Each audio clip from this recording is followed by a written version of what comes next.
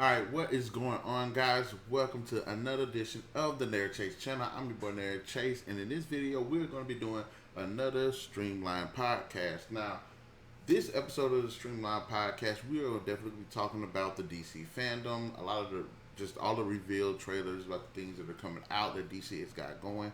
Now, for those who don't know, I'm a huge DC fan. I'm a huge Marvel fan as well. I like Dark Horse Comics. I like all of the comic book companies, but I really do have a special place in my heart for DC because DC to me has a lot of really good talent, a lot of interesting characters, a lot of great stories, comics, movies, games. Just DC is just crazy, and I just love it. Again, I do like all the other comic book companies as well.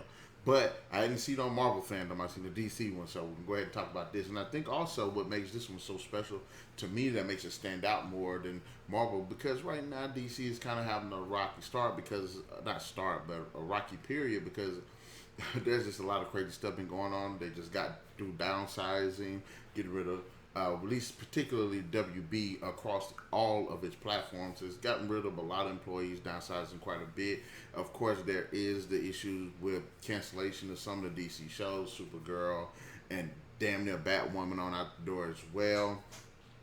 Also, we have what's going on with the DCEU. It's not performing as good as it should, so that's having a lot of people hesitating and a lot of interested parties, particularly interested in seeing the DCEU combat that of the MCU actually do well. You know, it's kind of worrying people. So there's a lot of things that's going on with DC, especially with the way the comic book industry is actually going downhill as well. So DC is taking quite a bit of hit, and I believe that the new guy that they got that's over everything at WB is actually should hopefully take this all into a better direction, especially given the large platform that DC is a part of as well is as in itself.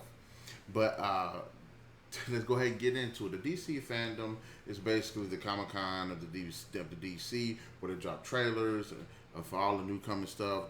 Just for those true diehard DC fans and anybody that likes comic book stuff will have a really good time there. And I'm glad that they were able to steamroll with their plan to actually issue it. Now, this is one of a two-parter. The next part, I believe, is going out. They're going to have come out next month. So we did get a lot of great reveals for this one. And of course, let's just go down. It's just a lot of stuff they had shown, and I'm just so happy. Now, for those who don't know, the Snyder Cut, which everybody knows at this moment is on its way. Zack Snyder has officially come back to do basically a director's cut version of the Justice League, the rightful version that he envisioned before all that crap happened during production of the Justice League. Now, I like Joss Whedon. I think he's all right. I think he does a good movie, a good job with characters and stuff like that too. But the movie did underperform. Me personally, I love the Justice League movie. It's actually one of my favorite comic book movies. Now, I like the characters. I like the story. Yes, I understand a lot of the things people didn't like about the film, but I particularly liked it. I thought the action was actually pretty good too. So I'm actually hoping that since Zack Snyder was the one to initially start what I've come to appreciate and love, what would his complete 100% vision would be under his guidance, you know. So to just drop the trailer, and I gotta say, for one thing, I love the way DC comes out with these trailers. They always have these awesome ass songs to go with the trailers. There was that "Come Together" that was in the original Justice League movie, which makes me actually like that. Made me actually like that song, and now this "Hallelujah" song by Leonard Cohen. That's performing this one, and it's generally a lot of some of the stuff that you do see in the original Justice League movie, but there are a lot of really interesting scenes that are redone, or you know that it starts off as a scene you've seen in the previous Justice League movie, but then there's something different about it, whether it's an additional person, whether the design of something is different. So I really like that they delved in a lot, especially going into, we see a little bit more about what's going on with the Flash, and hopefully, I believe that this Justice League movie is actually supposed to dive into a bit of the multiverse. We do see really cool sequences of the Flash running, and the Flash movie is supposed to dive into it, but I think that they are going to actually kind of play with that in the film as well. This movie is actually going to be a four-parter because it's going to be a 4-hour movie. And me, I'm a guy that this movie is a good movie with good characters, good acting, good story. I don't care how long it is. I want that story to be brought out well. I want those characters to be established well. And I think that the 4-hour concept where they're going to be chopping it up into 4 parts, then put it into a 4-hour movie later on, I think it's actually well warranted. Now, Justice League is not going to be playing at the movie theaters, especially with what's going on with this damn COVID disease epidemic and everything. So the movies are out. But since DC is part of HBO, this movie will be the 4-part movie will be on HBO Max. So I'm definitely going to get that as soon as that movie comes out, which is supposed to be scheduled to come out next year, to 2021. Don't know specifically what month, don't know specific day, anything like that, but I'm just hoping that, and I'm glad that they're taking the time to make sure that they get this right, because I will say I love the DC movies. 1 or 2 of them could be better, but I do love the DC movies. But this movie had this 4-parter. This has to nail it, because if it can, it'll definitely shift the dynamic of the whole DCEU. And again, I hope that this works, because, like I said, I've liked the DCEU so far, so I'm definitely there for it. I like seeing that this movie actually is going to dive in a little bit more of what's going on with Cyborg as well. So, and for those who hadn't seen, we get a really awesome look at a younger version of Darkseid. Looks pretty badass, and hopefully we get more of an extended fight. In the original Justice League, there's a moment where they kind of do a flashback where you get the fight between all these civilizations and stuff. The Atlanteans, the Amazons, humans, and whatnot, gods and Green Lanterns, all fighting Steppenwolf and the Parademons. And since in this one it looks like Darkseid's going to be there as well, I want an extended fight. I want like a fucking 10-minute battle. I want to see some kick-ass type shit going on. And I'm sorry, I want to see this. I went back and seen Infinity War. I want it to compete with Infinity War. The final battle from Endgame, I wanted to rival that. I want to see an actual straight up badass fight, especially with more of the God characters too, because I think that, and the Green Lanterns and stuff, I think that'll all help flesh out a little bit more about what the DCEU is going to establish. So, as far as the Justice League is going, I'm happy. I'm excited for it. I cannot wait till it drops, because as soon as that release date comes out, I'm getting my HBO Max thing, and I'm finna go with it, finna roll with what they got going on. Now, Justice League wasn't the only thing to have a trailer come out, of course. Wonder Woman 1984 dropped. Now, Wonder Woman had a couple of trailers pop out already, and so far the movie to me actually looked really good. Of course, the one thing that everybody across the board wants to see is Kristen Wiig's incarnation of the Cheetah character. And I'm glad to say that this trailer, the Wonder Woman 1984, definitely delivered on that, especially with Kristen Wiig. Now, Kristen Wiig is questionable to a lot of people, because for this to be such a serious role she's playing, she's typically seen as comedic type character. I know people saying she did a bad job in the 2016 Ghostbusters movie, but she didn't do a bad job in the 2016 Ghostbusters movie. Just how the movie was just written. You can't just say because the movie was terrible that the actors were just terrible for being in the movie. No, I think, I thought she did. In fact, one of my things that I liked about the movie were the actresses, and I thought they did have a decent enough chemistry together to make it kind of funny and compelling, at least between them. Kristen Wiig, as a comedic type actress, does seem a little bit out of place with Cheetah, especially if you want someone to be this. I mean, because Cheetah is one of my favorite villains of the DC comics. She's exceptional. She could be, which is weird because she's like a cat woman that's like a cat hybrid thing, but to be sexy, but she's incredibly dangerous, violent, bloodthirsty. I want to see her be able to deliver that type of energy to this character in this film. And from the trailers, you actually get to see a little something here. And I've never really particularly seen her as like attractive, but they did a good job of making her stand out a little bit, making her a little bit more her presence and looks be more a little bit more pronounced in the trailers.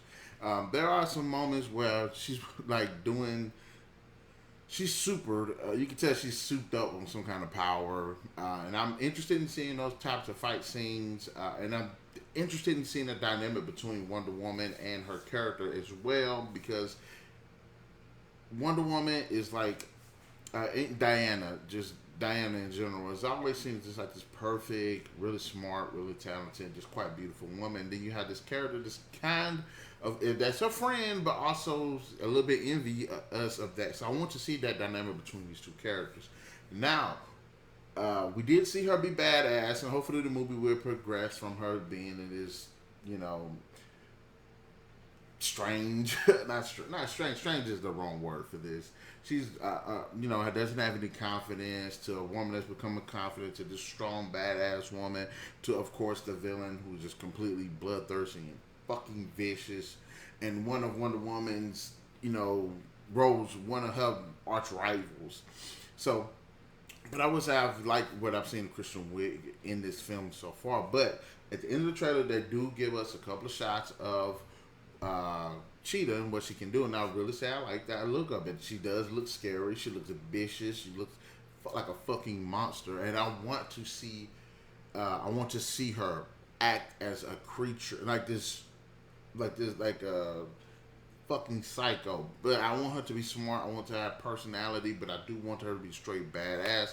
I want her to push Diana to her fucking limits, not only because they were friends at one point, but physically as well. So I want some really good fights. Now, one thing I will say in the 1984 trailer is I've seen Wonder Woman have don that golden armor before in a video game, and I've seen her do it once or twice in the comics, I think. And I've never really particularly cared for it because it's, you know, Wonder Woman's badass. She really doesn't need armor. So I hope that they actually have a good reason as to why she would have that armor now. I mean, think of it. We were sitting here watching Justice League, and you've seen her in Batman v Superman, Dawn of Justice, and she fought these two completely badass creatures that that overpowered her, and she didn't have the armor then. So hopefully that, you know, they'll give us a good steady reason as to how reason why she would have that armor now. Now, when I was watching the trailer, she was running, she's slinging on the with a rope and everything, and I was wondering, I was like, well, shouldn't she be able to fly at this point? Then I realized, when I know, you know, because the end of Wonder Woman, the first Wonder Woman movie, is more in current day. And 1984, of course, is like 30 years from now. So, 30 years from now. So, of course, she's still developing her powers. So, hopefully, we get more of that too. And also, Steve Trevor, one of the characters I liked from the first movie.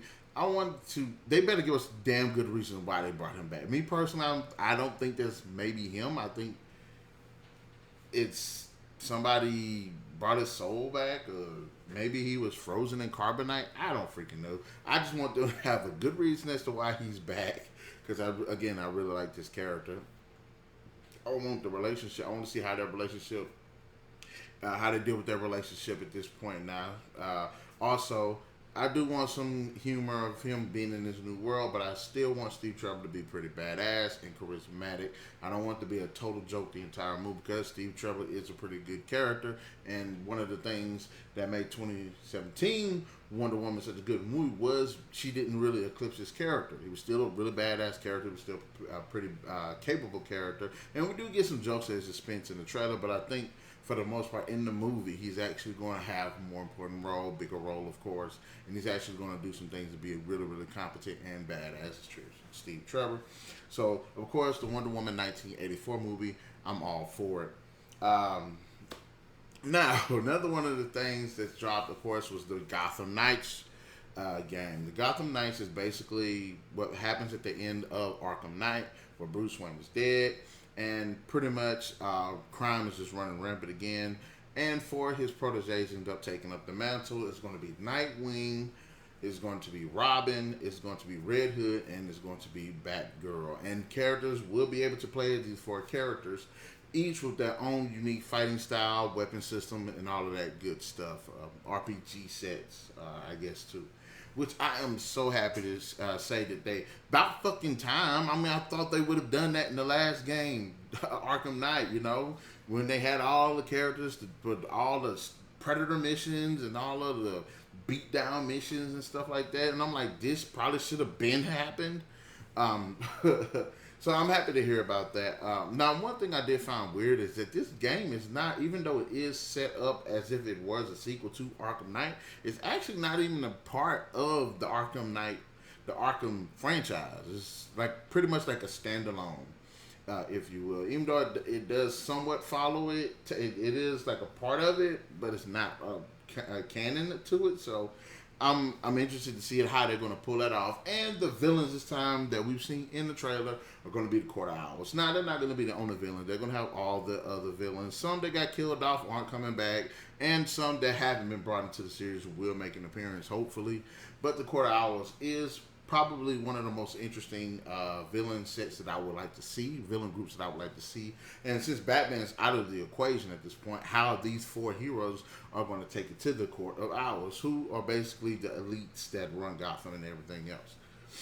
So I'm really interested in that, especially given the fact that as a fan of the series, when Arkham City came out, there was a point where you got to play as Catwoman. So you got to play as Catwoman and Batman as you travel across the city, just doing all type of cool stuff, whooping ass in your specific styles. And that was straight up awesome. Now, the problem that I've had with the last two games, Origins and Arkham Knight, was the fact that even though the second game in the series introduced a different character you could play in story mode, you couldn't do that in these next two games. And Arkham Knight kind of spit in my face because they introduced the characters. They put you in scenarios where you probably would have two-player combat and stuff like that, but you can't do it.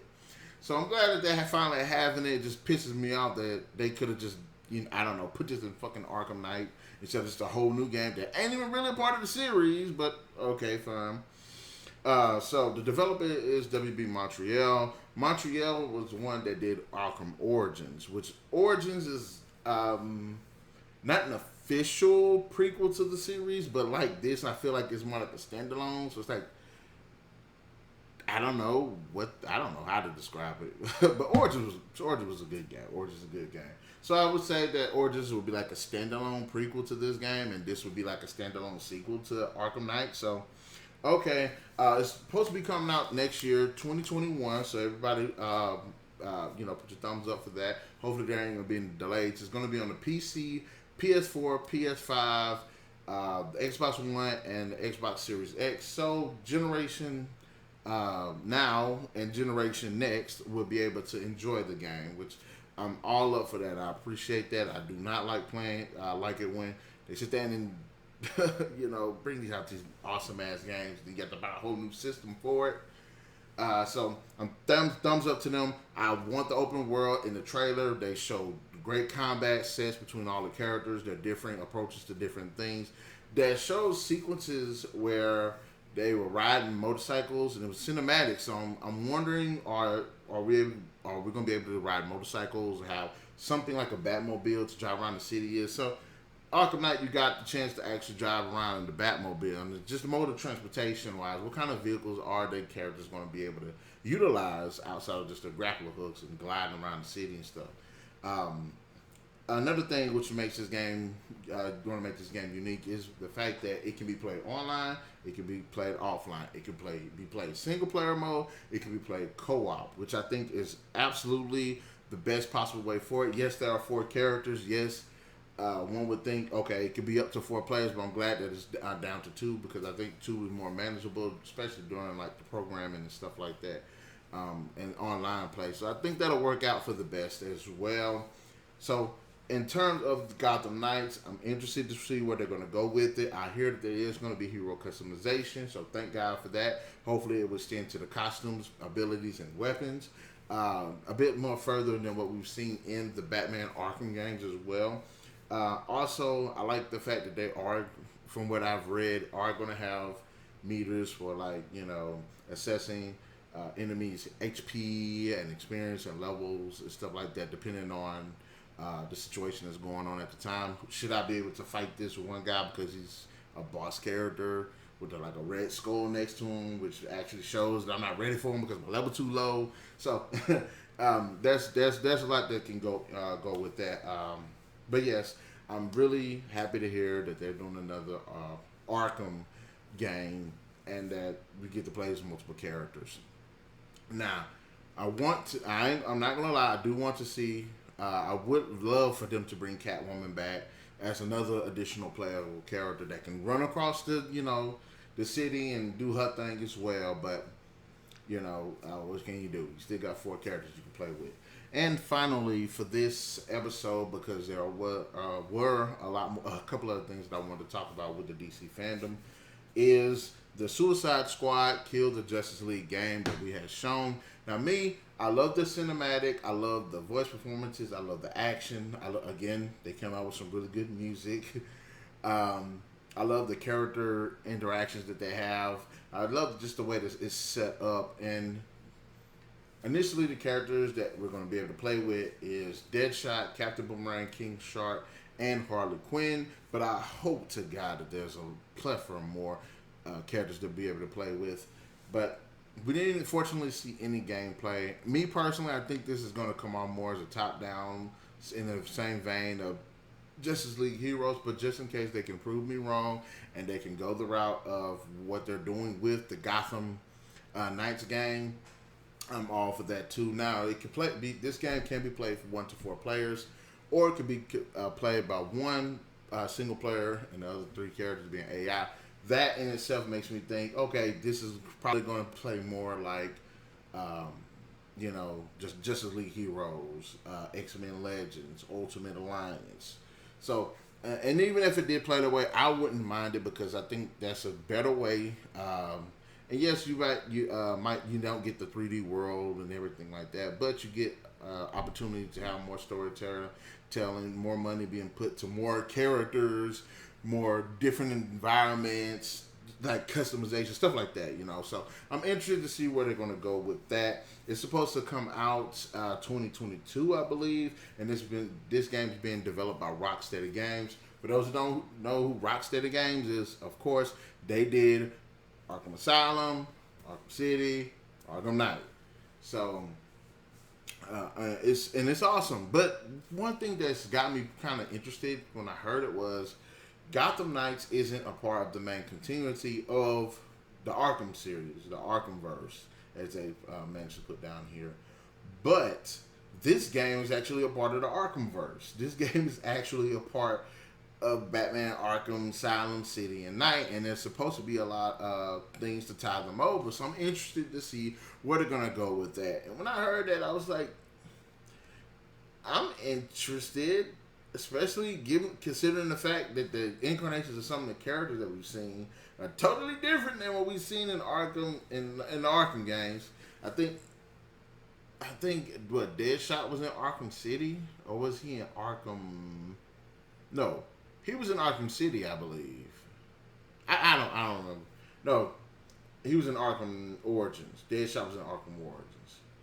But for some reason, I think he was in Arkham City. I'm not sure. But Arkham Origins. But then again, Arkham Origins is like a prequel slash a prequel. I don't know. It's weird. The Arkham games is just weird with the timeline or whatever it is. But I have to say that I'm actually interested to see what they're going to do with this game.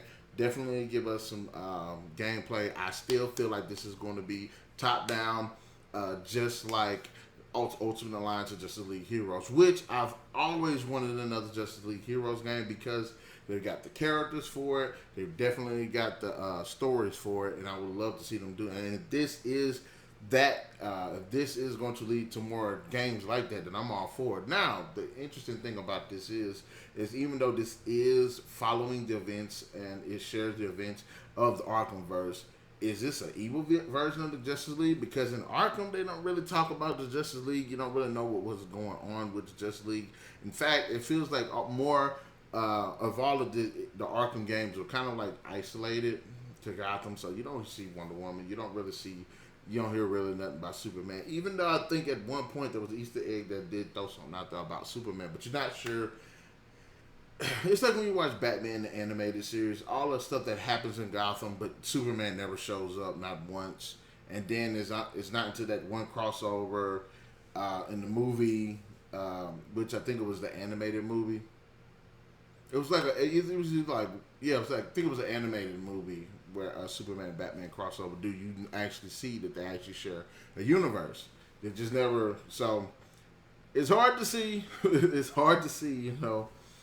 But yes, so far that is what we've seen about the DC FanDome. Now there was a Black Adam trailer, and I was a bit disappointed. All it was nothing but still pictures with The Rock talking over it. I mean, I get it. Me personally, I see Black Adam more, and I understand his character, especially from the Injustice, where he isn't really a villain. He's more of an anti-hero, and personally, I would have liked to see him come out as a villain. It's made me, man, and the way that the movie kind of plays off is, and I'm like, okay, The Rock is like the perfect cast for the character physically, and I'm like, does he not want to play a villain? I'm like, I would like to see Black Adam as a villain, and I would have liked to see more from the trailer. And I'm like, I get it, it's like a little teaser trailer, but I would have liked to at least seen him just like fly through the air and then just land, and then Black Adam shows up or something like that. I don't know. I was a little bit disappointed. I really would have wanted more from that trailer, but what can you do? And of course, there's a new Suicide Squad movie trailer, which all it is pretty much is just telling you who all the characters are and who's playing them and what they look like. And I liked the first Suicide Squad movie. I thought the dynamic between the characters was good, even though the story was lacking a lot. But I still enjoyed the characters themselves. Now, one thing that's got me bothered about this trailer is, one, they got way too many characters. I'm like, I don't think a Marvel movie could play. No, I'm sorry, I'm lying. If Captain America Civil War can pull off having like 20 characters, and Infinity War and Endgame can pull off having like 20 characters, why can't this movie? I'm worried about, because there is a lot of characters, and it feels like I'm not sure how they're gonna do it. I just hope they give us good characters, a lot of great interactions, and I don't want the characters to be useless or anything. I mean, I'm glad to see that a lot of the people that are coming back who played previous characters, Margot Robbie's coming back as Harley Quinn. Jack Horton's coming back as Captain Boomerang. Really enjoyed him as Captain Boomerang. Will Smith's not going to play Deadshot, unfortunately, but I'm somewhat glad of that, because I'm sorry, I like Deadshot as a character, but when he got his mask on, I don't want to know what the guy looks like. I want him to be this cold-blooded killer that you can't see his face. And unfortunately, when you're watching the Will Smith version of the character, you just see he hardly wears the mask. Cause I seen more Will Smith than I seen Deadshot. So Idris Elba's taking over the role as Deadshot, and I'm interested to see how he's going to give that character a bit of his charm. But as I've said, and okay, of course, Viola Davis is coming back as Amanda Waller, perfectly cast for the role, if you ask me. But like I said, I'm worried. It's just a lot of characters. It seemed like there was like 15 characters that they introduced. Maybe I don't know. But they got a big roster, so hopefully they can do something good with it. Like I said, even though the first movie kind of lacked on the story a bit, I did enjoy the characters. But so far, that's what I got for the DC FanDome. Oh my gosh, I can't believe it. I almost forgot. The Batman trailer. Really enjoyed the Batman trailer. It looked fucking about to say all, but no, it looks fucking awesome. I love the fact that what's that guy from Twilight again? Can't even freaking remember his name. What's the guy's name? The new Batman. I cannot see. Why in the hell would I just forget it? Robert Pattinson. Well, I kept wanting to say James Peterson for some reason, but Robert Pattinson is going to be playing the new Batman. And I don't know if I did a video for it, but when I heard that he was going to be the new Batman, I didn't really freak out like everybody else did. I really hope that he can pull the role, because I know he can. I've seen enough movies for him to know that he can pull the role off. The trailer looks fucking awesome. It looks chaotic. It kind of reminds me a little bit of the Joker trailer a little bit. This kind of like anarchy-ish type of look to it. But on this end of it isn't somebody that's kind of giving into it or representative of, but somebody trying to come back in order. Because one part that he's just straight up brutal. Like, he beat the shit out this one guy that came up to him. So I was really impressed with the trailer. He looks straight up badass in the suit. The car looks pretty badass. No, it doesn't look like the typical Batman vehicle that doesn't really exist in real life. He's like a souped up muscle car that looks fucking awesome. You know what I'm saying? I wasn't too sure about Jeffrey Wright as James Gordon because I don't like it sometimes when people trying to change colors, change the race of a character. But honestly enough, I know he's already a good actor. He's a well-established actor. The man actually is just phenomenal in his roles, and I think he'll do a good job with James Gordon. Especially when I looked at the guy when he shows up, he looks just like James Gordon, except he's black-ish. And then of course you got Zoe Kravitz is going to be Catwoman, completely sexy, and I think she's going to kill in the role. And this will be good for her because she's a great actress and she's never really given a really stand-out role like this. So it'd be nice for her to pick up on a character such as Catwoman that's a fan favorite across the board and one of the most iconic comic book characters of all time. It's a bit of a pressure, but we'll see how they go with it. But as far as we can see, the trailer looks absolutely badass. I can't wait to get more details on where they're going to go with it. I believe the villain this time around is supposed to be the Riddler. But let me just make sure because I'm interested. I hope I'm not wrong because I think it's actually supposed to be the Riddler. And if it is, then I'm cool with that. It's supposed to come out next year in October. And I'm glad. And another thing that I thought was done exceptionally well as well, that even though Robert Pattinson is playing this incarnation of the Batman, of course, Ben Affleck is fucking coming back for the DCEU, and not only that, Michael Keaton is coming back as Batman as well for the multiverse. So that's what I'm talking about. It can't get no more better than that. It can't get better than that. Yep. The villain this time around is going to be the Riddler, and I hope that they do a fantastic job of making him a fucking badass in this movie. I like Jim Carrey, but unfortunately, he spoiled it up in Batman Forever movie. I'm sorry, he did. There's a lot that could have been done with that character movie, but unfortunately, it wasn't. Also, I'm glad to see Colin Farrell is going to be the Penguin. I think he's a fantastic role as well. I think he's going to do fantastic with that. So, one thing I can say is that the Batman movie, I have been impressed with the casting so far, who they're going to put in the movie as far as characters and just the overall look of the trailer. Especially that one part when he doesn't have the mask on, his hair is all kind of uncouth, and then he got the little dark lines around his eyes when he took his mask off or putting it back on, putting it on. He kind of reminds me of Bucky from Winter Soldier when he took his mask off. I mean, it looks pretty cool. But anyways, guys, in the comment section below, let me know, what did you think about the DC FanDome? What is it that you liked? What is it that you didn't like? What trailer came out that you liked the most? Which one did you not like really at all?